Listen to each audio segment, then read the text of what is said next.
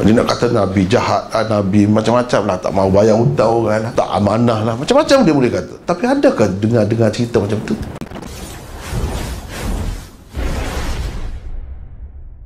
Tapi kalau ulama kita, dia maksud bukan mengkritik tu nak merendah-rendahkan kitab tu, tidak. Sebenarnya nak menjaga Rasulullah sallallahu alaihi wasallam. Di sebalik kitab-kitab hadis ni semua ni untuk apa sebenarnya? Sebenarnya nak betul-betul menggambarkan Rasulullah dalam rupa yang selayak dengannya, dalam sifat, dalam peribadi yang selayak dengannya. Tiba-tiba kalau ada dalam hadis ni yang bercanggah dengan itu, mereka akan pertikaikan, mereka akan jaga. Yang ini sebenarnya mudah nak faham.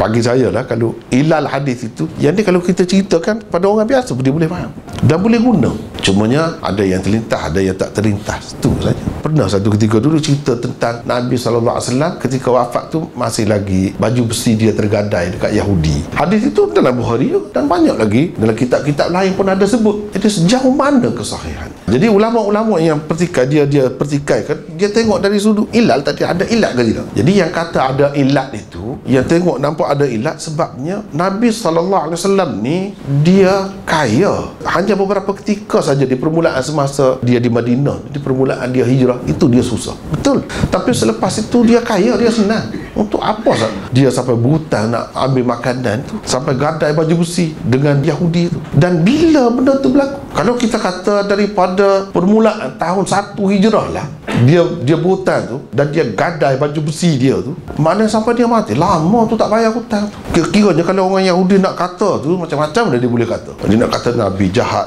Nabi macam-macam lah, tak mau bayar hutang orang lah, tak amanah lah, macam-macam dia boleh kata. Tapi adakah dengar cerita macam tu dalam mana-mana hadis? Kritikan mereka, serangan mereka terhadap Rasulullah kerana itu, adakah? Tak ada.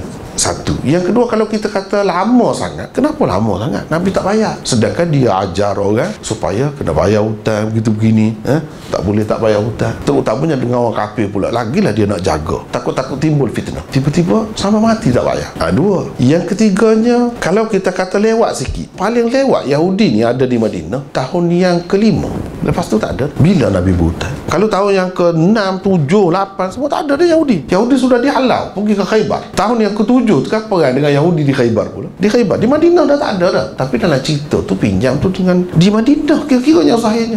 Sedangkan Nabi sudah senang. Nabi SAW pula bagi bekalan kepada isteri-isteri dia untuk setahun, makan untuk setahun kepada setiap isteri dia. Maknanya dia senang. Untuk apa berhutang gadai baju besi pula? Ini sejenis senjata juga tu, alat untuk perang kita bagi kepada musuh. Walaupun ulama mengatakan dari segi kesimpulan yang dia buatnya, oleh kerana diterima itu, bila terima, maka dia kata boleh kita jual senjata kepada musuh atau kita gadaikan senjata kita. Itulah dalilnya. Dia pergi ke situ, itu dibuat dalil, tak apalah, itu cara dia. Tapi bagi orang yang pertikai, dia kata, sehingga Syekh Shu'aib Al-Arnaud, saya tengok sendiri dalam tahqiq dan takhrij Musnad Imam Ahmad, dia pun pening juga. Dia pun kata agaknya lah Nabi ni pinjam ni dengan Yahudi di Khaybar. Jauh tu. Sebab dia pun terfikir tu, dia pun terfikir kalau di Madinah dah tak ada Yahudi, nak pinjam macam mana? Dia pun tak masuk akal. Agaknya dengan di sana. Tapi adakah bukti?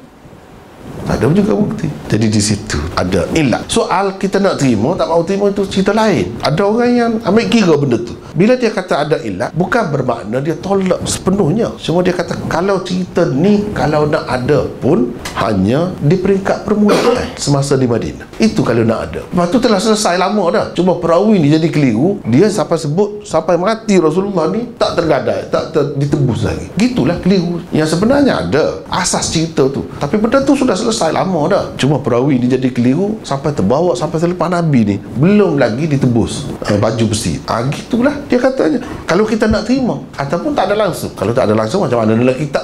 Itulah yang dikatakan ilat. Yang zahirnya nampak sahih, tak ada apa. Tetapi di situ ada masalah. Kalau kita terima juga, apa jadinya? Macam tadilah. Kira-kiranya orang Yahudi ni kan dia cari peluang untuk memburuk-burukkan, mengaibkan Rasulullah, sebut kekurangan Rasulullah. Macam-macam dia boleh sebut. Kenapa tak ada bunyi langsung benda ni? Mereka sebut benda ni. Kenapa tak ada? Jawabnya kerana benda tu tak berlaku. Kalau benda tu berlaku dah kalau kita kata ini daripada awal lah. Tapi kalau tahun yang selepas, tahun ke-5, tahun ke-4 berlaku perang Khandaq. Selepas itu dia halau Yahudi, dia bunuh sebahagiannya. Tak ada Yahudi di Madinah. dengan sebab Yahudi itu tidak ada di Madinah lah. Ulama-ulama kata cerita anak Sayyidina Umar minum arak daripada kilang di Madinah, mereka kata bohong. Sebab macam mana kilang orang arak Yahudi pula di Madinah? Orang Yahudi dah tak ada. Zaman Sayyidina Umar ada lagi kilang arak di kawasan Masjid Nabi. Mana boleh? Sedangkan sama Rasulullah pun dah tak ada. Sebab itu mereka tolak. Itulah alasannya. Sebab Yahudi tak ada. Macam mana pula di ini ada? Tidakkah Rasulullah SAW itu sentiasa berhadapan dengan Yahudi ni sebagai musuh dia? Kalau kita bagi baju besi itu bukan senang nak dapat.